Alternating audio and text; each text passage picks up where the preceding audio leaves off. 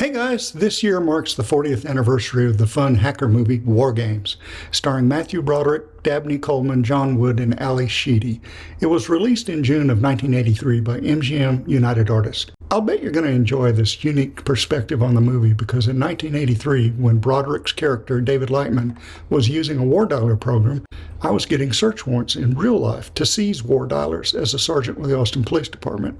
In Bruce Sterling's book, Hacker Crackdown, Law and Disorder on the Electronic Frontier, I'm listed as one of the first police officers in the nation to run a sting bulletin board to catch hackers. At the same time, I took every computer science class offered at Austin Community College. In this review, I'll talk about the storyline and how accurately the movie portrayed the hacker world and tell a few stories of actual arrests. To start, I want to play the official trailer to refresh our memories, and true to any Hollywood movie trailer, most of the best parts of the movie are given away. David Lightman was a master at computer games, a fast thinker. Oh, David! Maybe you could tell us who first suggested the idea of reproduction without sex. Your wife? Get out, Lightman. And a promising student at an old game Hi. with an electronic twist. Are those your grades? Yeah. I don't think that I deserved an F. Do you? You can go to jail for that. Only if you're over 18. This computer company is coming out with these amazing new games in a couple of months. And I want to play those games. Wow. What? We got something. He found the right code word to play the game, We're in. but it was the wrong computer. Shall we play a game? How can I ask you that? How about global thermonuclear war? Fine. All right.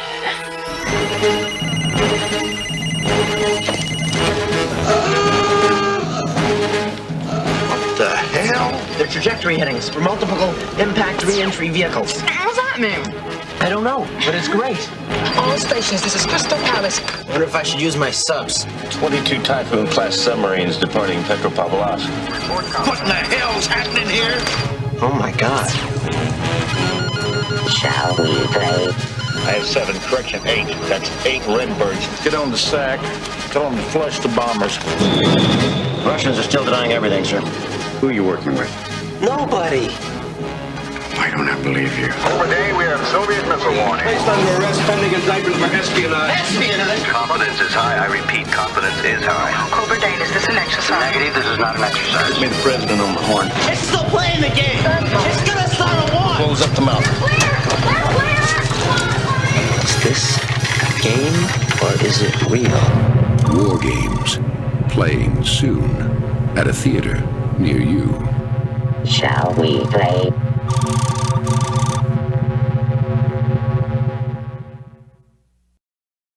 The movie opens at a covert nuclear missile silo control room where an Air Force captain played by John Spencer and his subordinate lieutenant played by Michael Madsen are arriving for their shift. Although I had a top-secret security clearance later in life for conducting computer crime investigations in military facilities, I never had the pleasure of touring a missile silo. So I can't tell you how accurate this scene was, but it does resemble pictures I found on the internet. They get an alarm that requires them to launch their missiles, and we can see a foreshadow of things to come. The captain doesn't have the right stuff to turn his key, and it was here that I struggled, suspending my disbelief. That's not the correct procedure, Captain. Sorry, I'm so sorry. Turn your key, sir. If the lieutenant kills the captain, then there's some way to turn both keys. Maybe he thought the captain would respond to the threat and turn his key. It does help the visual structure purpose of showing how serious the circumstances were. We get our first look at NORAD's control room. Director John Badham said they weren't allowed to see the real NORAD, so they spent $1 million to make this one up. This is the real NORAD. Badham said his control room was NORAD's wet dream. Pat Healy, played by Juanine Clay, tells Dr. McKittrick, played by Dabney Coleman, that the government officials have arrived. In the conference room, we get our first look at General Behringer, played by Barry Corbin, our loquacious general, festooned with World War II medals instead of those from the Korean or Vietnam Wars, chews tobacco and cannot hide his disgust for civilians in charge. Cabot, the president's assistant, is played by Ken Williams, and he wants answers. An argument ensues between General Behringer, who defends his men, and McKittrick, who wants his whopper to take control. Juanine was 34 years old when she appeared in this movie, but sadly passed away 11 years later from cancer. Dabney was 51 and was born right here in Austin. I think we ought to take the men out of the loop. I don't understand. What do you mean, take them out of the loop? We've had men in these silos since before any of you were watching Howdy Doody. It's Howdy Doody time. It's Howdy Doody time. Ah! This data center is similar to the one where I investigated a theft of software that the judge said could be the largest case in the history of Travis County. We meet the Whopper Copper, Paul Richter, played by Irving Metzman, who seems overly smitten with his awesome-looking Whopper. Paul, would you like to tell these gentlemen about the Whopper? Well, the Whopper spends all its time thinking about World War III. I wouldn't trust this overgrown pile of microchips any further than I could throw it. And I don't know if you want to trust the safety of our country to some silicone diode. Wow. I think I'm going to recommend McKittrick's idea to the president. You won't regret this. This next scene we meet David Lightman, played by Matthew Broderick, and Jennifer Mack, played by Ali Sheedy. They were both 21 at the time of filming. Arcades were everywhere, a precursor to Dave and Buster's. This scene confused me. The clock says 8:20. Is that in the morning? Okay, you had fries and a Coke, right? I know teens will eat anything at any time, but an arcade serving a burger, fries, and a Coke for breakfast seemed a bit odd.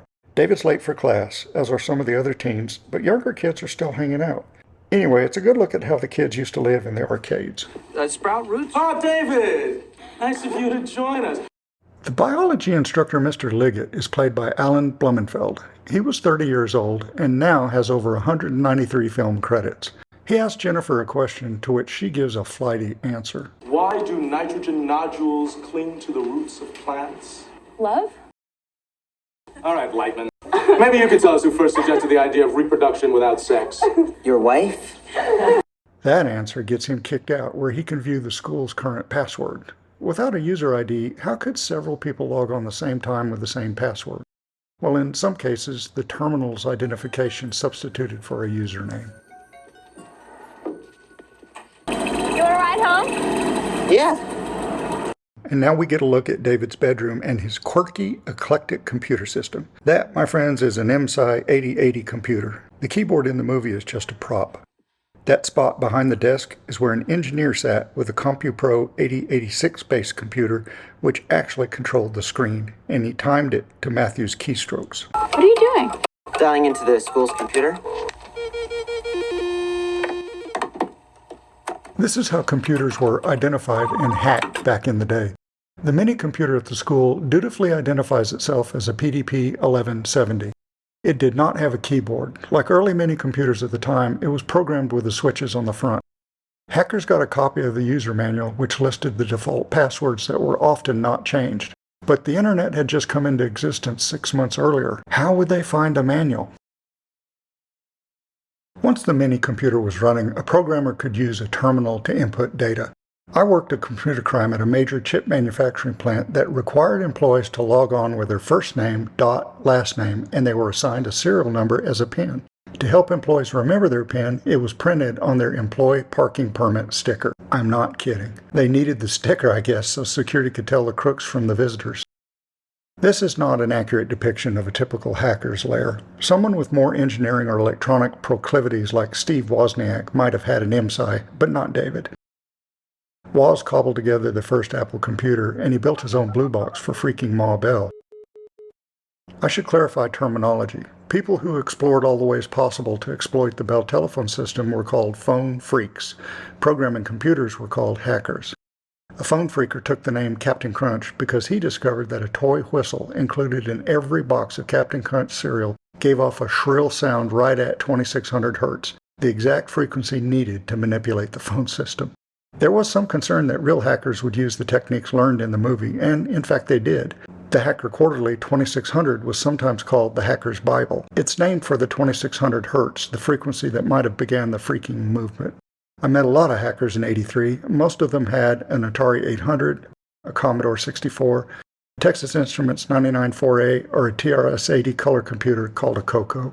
Prices varied on these micros, as many did not come with monitors. They were connected to home television through an RF modulator. Dedicated monitors often doubled the price. During production of this movie, the Commodore 64s were sold for $5.99. The Atari 800 was being blown out at $165, and that's what I had on a cop's salary.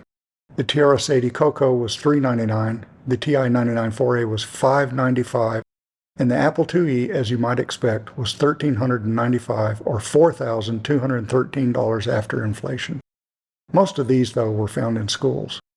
The MSI 8080, well, it was advertised here for $5,995. Yow! $18,107 after inflation. That's the advertised price. Now, I've seen kits going for half that, but still, $9,000? Come on, not David Lightman. Of course, these were average prices, not including sales. Commodore was selling as many home computers as the entire rest of the industry, averaging 30 to 40% of the market. Now, while not accurate for all the hacker homes I'd been in, it served the visuals well for this movie. You can't do that. The micros wouldn't have looked impressive, but more worryingly, they would have shown kids that their home computer could become a hacking tool. I said change it back. Okay. But after she leaves,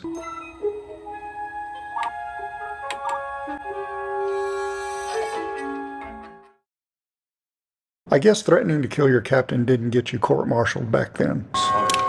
Turn your key, sir!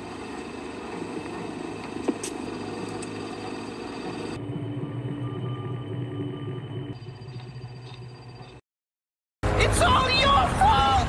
All your fault! At the dinner table, David is salivating over an ad for a new computer game. He decided to try to hack into the company so he can play those games. Movies always have to use fictitious phone numbers, and this is where we get an inconsistent mix of them. David will search for phone lines connected to Protovision using a war dialer program. One by one, it dials every single number in the target area and records the results. No answer, busy, human voice, answering machine, or computer modem. What city, please? Yeah, for Sunnyvale, California. The number for Protovision? Yes, that's 555. So here we get the standard 555 prefix, but David needs to dial all the numbers in Sunnyvale to find the computer he's after. The operator gives him more prefixes that did not exist back then in California. 767-936. For the war dialer, he has to put in the area code. Protovision? I have you now.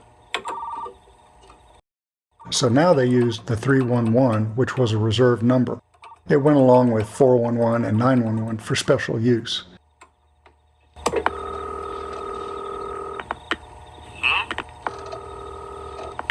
Fish market. The war dialer program I had was simple and written in BASIC, but the more complicated war dialers steal long-distance credit card numbers.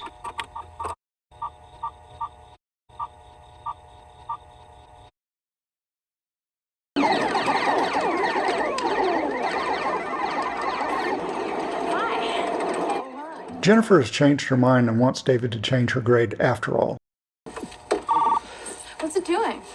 Oh, styling numbers. After showing Jennifer what a fake modem tone sounds like, he admits he changed her grade after all. They answer with a tone that other computers can recognize. Here.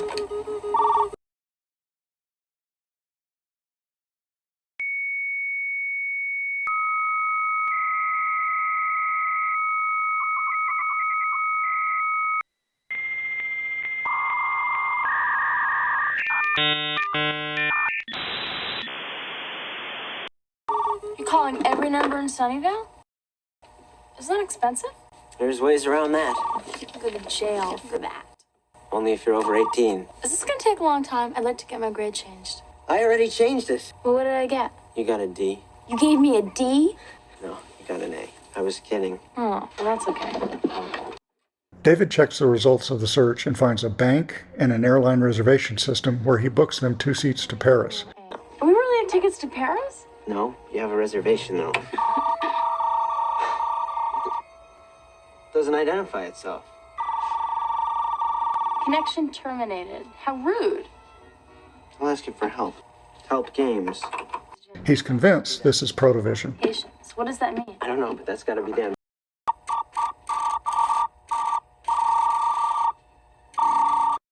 They left a space between the lines to point out the global thermonuclear war. Oh my God.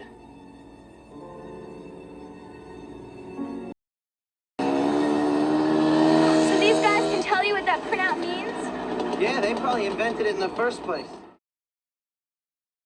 These are direct access storage devices, DASDs, holding 30 to 75 megabytes at a cost of $119,000 or $359,000 added for inflation. These packs on top are removable extras that can be swapped out. Can you wait here? Why? Because these guys can get a little nervous. Oh, lineman. The kids go to see Jim, played by Maury Chaykin. Maury is best known as Kevin Costner's commanding officer in the Oscar-winning Dances with Wolves.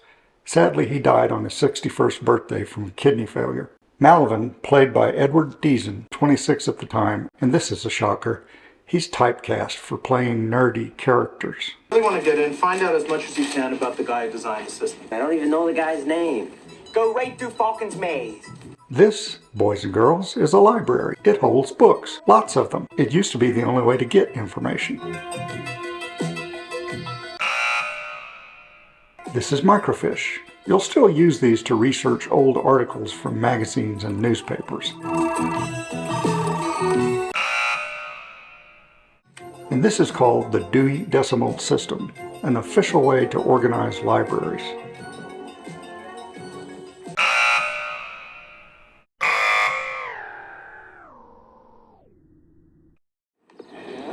Hi, I'm Jennifer.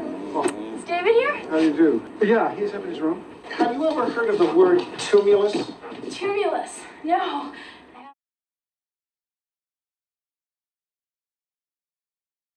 Neither have I. What is David sketching? Is that a cheerleader or is that a zombie? Or is it a zombie cheerleader? Hey, David, show Jen your etchings. Nice juxtaposition in the framing, Mr. Badham. No, it's not just some machine. He was into games as well as computers. He designed his computer so that it could learn from its own mistakes. That's him. That's Falcon. That's him? He's amazing looking. Can't you write to him or call him somehow? No, he's dead. He wasn't very old. Well, he was pretty old. He was 41. Oh, that's old. That's his little boy. Oh, yeah?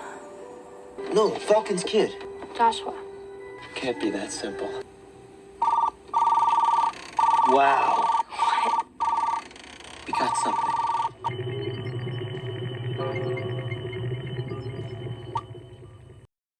We're in. It thinks I'm Falcon. How can it talk? This box just interprets signals from the computer and turns them into sound. Shall we play a game? Oh. Home computers could do speech synthesis, some better than others. Bell Electronics presents B-17 bomber. Welcome aboard, Captain. Entering Sector 1.2. I like this speak and spell. This guy didn't know how to spell quotient. Spell quotient. Spell leisure. L-E. I think I missed him. Yeah, weird, isn't it? Global thermonuclear war. Fine. All right.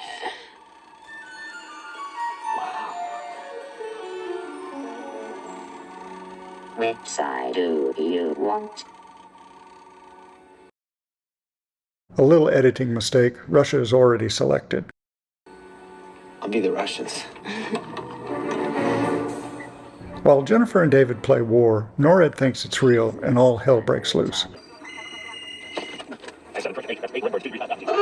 Seattle! Yeah! What's a trajectory name? I have no idea.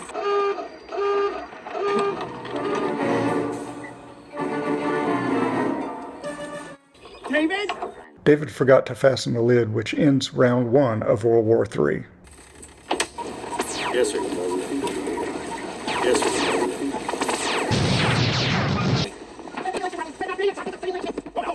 I'm sorry, sir. We don't know how it happened, but someone on the outside said an attack simulation doesn't make a simulation. I didn't tell you to cut the line. Did I tell you to cut the line? You cut the line. This Hollywood staple drives me nuts. Keep them on the line long enough to trace it, please. In 1983, I never had any trouble getting trace information from Southwestern Bell or any of the long-distance providers. I mean, come on, they invented automatic number identification so that people wanting to make direct dial long-distance calls could do so, and Bell would know whom to bill. We can see that the Whopper is recording telephone numbers. Isn't it common sense that in order to connect a call, you have to know where it's coming from and where it's going to? For 3.5 minutes last night, the Defense Forces of the United States went on a full-scale nuclear alert, believing that the Soviet Union had launched a surprise missile attack. David starts freaking out while Jennifer calms him down. Are you watching the news? Louis? What am I gonna do? They're gonna come get me. I'm really screwed. Calm down. Calm down. All you have to do is act normal, okay? I'll talk to you tomorrow, okay? Okay? Okay. Okay. Okay. Okay.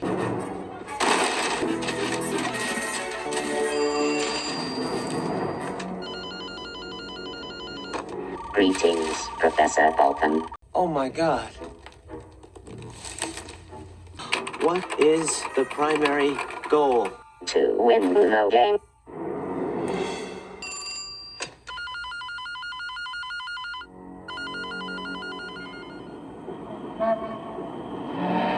Leaving the 7-Eleven with a drink half filled, David is arrested by the FBI. This part is not realistic for 1983. I never saw the FBI in any investigation because you know why?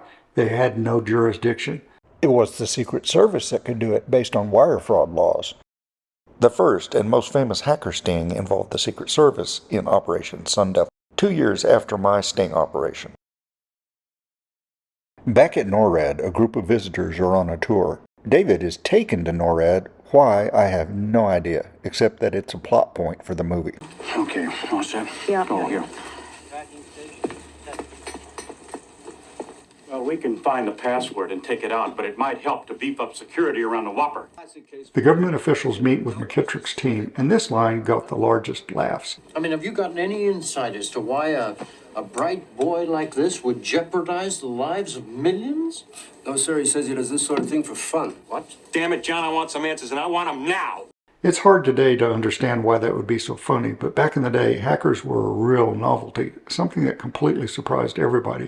And everything was incredibly wide open. Hacking into any computer anywhere was really fairly easy. Good morning, sir. Where's the Lightning kid? In the infirmary, sir. All right, Sergeant, these aren't necessary, the handcuffs? No, sir. Yeah. Sergeant, would you tell the OD I'm going to take David for a little walk? This machine over here runs his game program. Sure. In the real world, something this important would not be kept behind a glass case like some kind of jewel. Just saying. McKittrick takes snot-nosed David to his office for questioning. Who are you working with? Nobody. Why don't I believe you? But McKittrick has to rush down to the floor to settle something while David watches from the office. David spots the computer terminal and we get to suspend our disbelief again. Joshua. Greetings, Professor Falcon. Is this a game or is it real? What's the difference? Joshua gives out classified address for Professor Falcon. David is caught on the computer and locked back up in the infirmary. David digs around, finds a cassette recorder, and concocts an escape plan. Please, let me talk to Mr. McKittrick. Despite his MacGyver proclivities in the scene, everyone I know said, "Can't you figure out da-da-da, da-da-da?" David escapes the room and blends in with a group touring the facilities.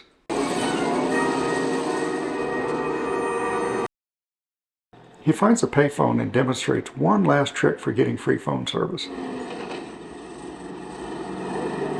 Grab the whistle, David.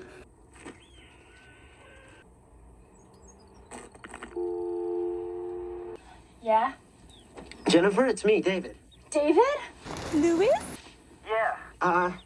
Listen. Contacting Jennifer, he asked her to buy him a ticket to Goose Island, Oregon. I need an airline ticket. I'll pay you back as soon as I can. Now, she surprises him at the airport, which was actually Boeing Airfield. Surprise! David, is this because of what you did with my grade? They travel together to meet Professor Falcon, about 50 miles southwest of Seattle. Falcon is played by John Wood, who was 53 during principal photography. He's flying a model pterodactyl or pteranodon. I never knew the difference. I'm looking for Dr. Robert Hugh. Oh, is either of you a paleontologist? I desperately need a paleontologist. No, we're high school students. After this silly question, they convince him to listen to them after saying Joshua. Wait, I came because of Joshua.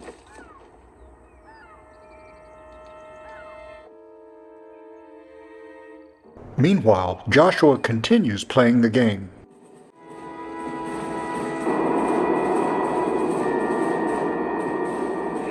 Crystal Palace, this is Delta Foxtrot 27. I have negative radar contact. Repeat, negative Soviet aircraft.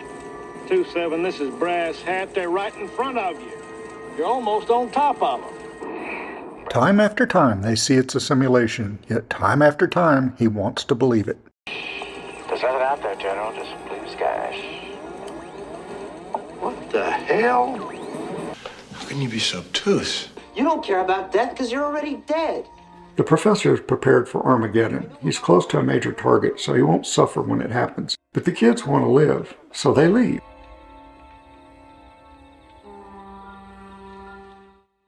Falcon hunts him down in his helicopter. He's agreed to try to talk some sense into those guys at NORAD. Let's go into a launch mode, close up the mountain. Boy, they love that Oga horn. This is Crystal Palace. We're closing up the mountain. You'll have to hurry. This crash was a real accident, and they left it in the movie. Major Lamb, lockout changes. Roger, lockout enabled.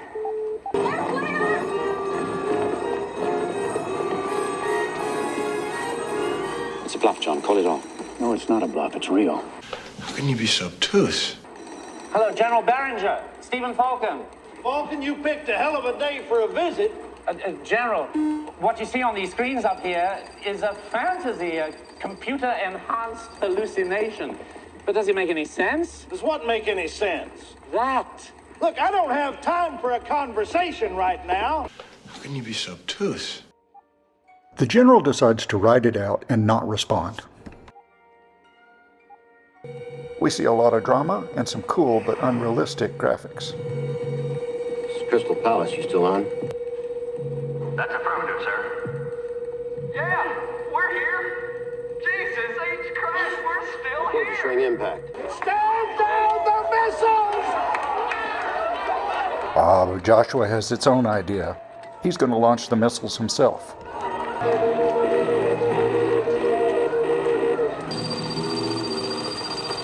Joshua, what are you doing? The Whopper's not letting us back in. I know. No one can get back on. Joshua's trying to find the right code so he can launch the missiles himself. It's all your fault! All your fault! Mr. McKittrick, after very careful consideration, sir, I've come to the conclusion that your new defense system sucks. They've taken out my password. Well, what are we gonna do? I don't know. Do you? I told you not to start playing games with that thing. It's games. So with all these scientists around, they're going to let this kid play games. Let the boy in there, Major. List games. Tick, tack, toe.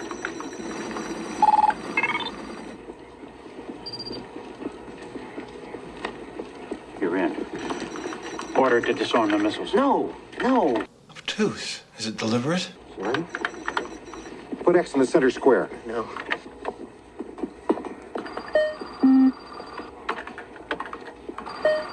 By studying tic-tac-toe, Joshua realizes the futility of it. There's no way to win. Now we're hoping to apply that to global thermonuclear war.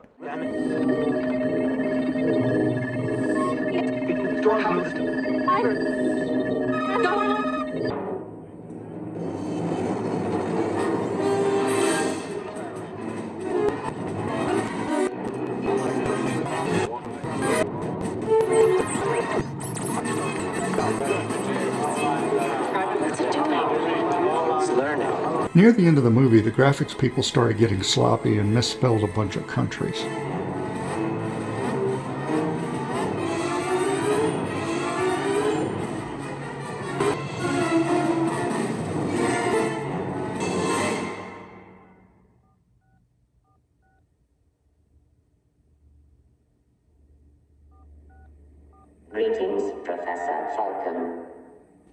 Hello, Joshua? Strange game. The only winning move is not to play. How about a nice game of chess?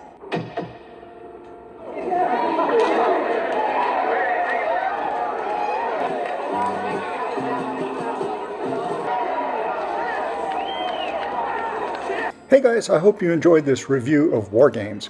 Because chemotherapy is kicking my butt, I'm exhausted. So instead of narrating them, I put a few examples of my hacker arrests down in the description.